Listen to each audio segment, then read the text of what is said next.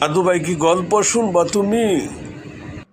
হ্যাঁ, অনেকদিন হয় তোমার মুখে গল্প শুনি না। দাদু ভাই বলো। এক দেশে ছিল সুন্দর এক রাজা। যে রাজা ছিল 4টা মাইয়া আর একটি ছেলে। রাজা খুব দানশীল ছিল। গরিব দুঃখী অসহায়দের দান করত, ছোট ছোট বাচ্চাদের ভালোবাসতো।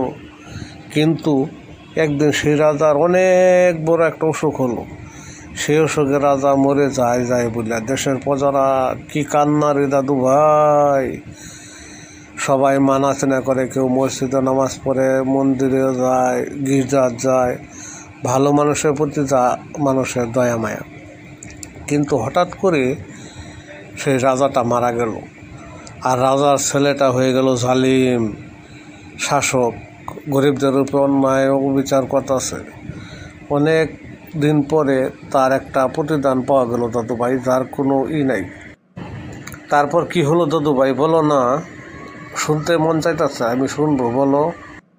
একে একে বহুদিন কেটে যাওয়ার পরে এই ধার্মিক রাজার ধার্মিক ছেলে প্রজাদের উপরে এমন অত্যাচার করে রে দাদু ভাই, যার কোনো শেষ নাই। মারধর করে, গর্তে মেয়েদের নিয়ে আসা পরে, যুবতী মেয়েদের নিয়ে আসে তার রঙ্গমেলায়, অনেক ধরনের অত্যাচার করে। কিন্তু এক পর্যায়ে তার যে বোন ছিল, তার বোনেরা তার ভাইকে বিরুদ্ধে প্রতিহত করে। এক সময় তার ভাইকে তার বোনেরা মেরেই ফেলে।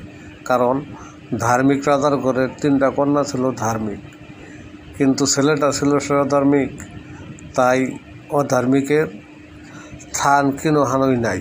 হয়তো স্বামীকে লাগিয়ে কিছুদিন করতে পারে। তাই অধার্মিক রাজা মরে গেল তার আপন বোনের হাতে। কীরকম হয়েছে গল্পটির আপনারা